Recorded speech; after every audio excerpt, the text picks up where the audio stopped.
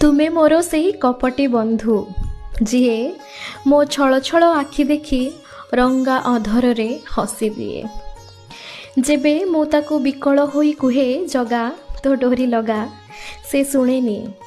ଯେବେ ମୁଁ ନୀରବି ଯାଏ ତା ବାହୁ ମେଲେଇ ହଠାତ୍ କରି ସେ ଡାକେ ଆଉ ଦର୍ଶନ ଦିଏ। ମୁଁ ତା ପାଖେ ଯାଇ ଆଖି ଯୋଡ଼ିକ ବୁଜି ଦେଇ ବହେ କାନ୍ଦେ, ଆଉ ସେ ତା ଅପଲକ ନୟନରେ ଡିମା ଡିମା କରି ଚାହିଁଥାଏ। ମୁଁ ମୋ ହାତ ଯୋଡ଼ିକୁ ଯୋଡ଼ି ଦିଏ, ସେ ତା ଭୁଜକୁ ଖୋଲି ଦେଇଥାଏ।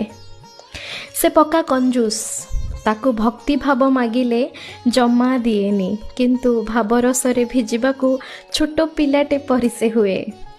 ତାକୁ ଅନୁଭୂତି ମାଗିଲେ ସେ ଦିଏନି, କିନ୍ତୁ ସବୁ ସମୟ ସେ ମୋତେ ତା ଅନୁଭବରେ ଭିଜାଏ। ମୁଁ ଯେବେ ହସେ ସେ ଚୁପ୍ କରି ଦେଖେ। ସେ ହସ ଖୁସିର ନା ସେ ହସ ଅହଙ୍କାରର? ଅହଙ୍କାର ଥିଲେ ତାକୁ ଭାଙ୍ଗେ, ଆଉ ଖୁସିର ଥିଲେ ନିଜେ ଭାରି ଖୁସି ହେଇଯାଏ। ସିଏ ମୋ କପଟି ବନ୍ଧୁ, ଯିଏ ଈର୍ଷା କରି ମୋ ଦୁଃଖ ଦୂର କରେନି, କାଳେ ସୁଖରେ ତାକୁ ଭୁଲିଯିବି ବୋଲି। ହଁ, ସେ ମୋର ଭାରି କପଟିଆ ବନ୍ଧୁ।